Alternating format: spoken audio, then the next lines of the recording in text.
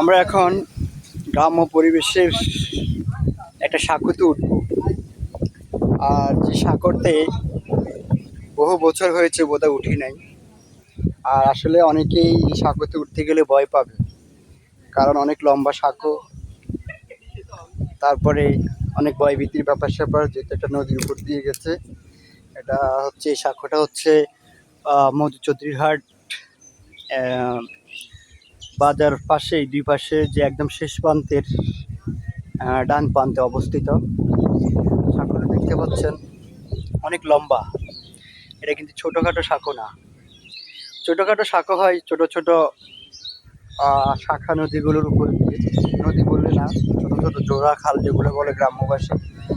এই সাঁকোটা দেখতে পাচ্ছেন অনেক লম্বা, দেখতে পাচ্ছেন। আর এই সাঁকোতে আসলে অনেকে হাঁটতে পারে না, কারণ অনেক ভয়ভীতির ব্যাপার স্যাপার আছে। সবই সুপারি গাছ এবং বাঁশ দিয়ে করা। এই যে আমি হাঁটতেছি,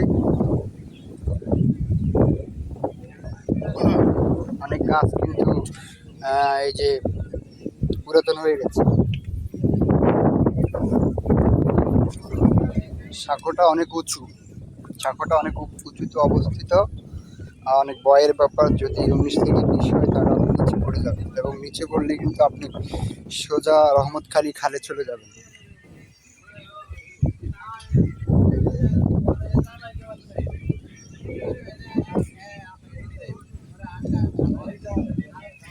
তারপরেও চাইলে এই সাঁকোটা, বা যারা আসছেন বা আসবেন, সাঁকো দিয়ে যেতে পারবেন। তবে যাদের হাত দুর্বল বা যারা সাঁকোতে হাঁটতে পারেন না, তারা আসেন না। আর যারা হাত শক্তিশালী বা দুর্বল নয়, তারা চলে আসতে পারেন। ওকে, ভালো থাকবেন, ধন্যবাদ।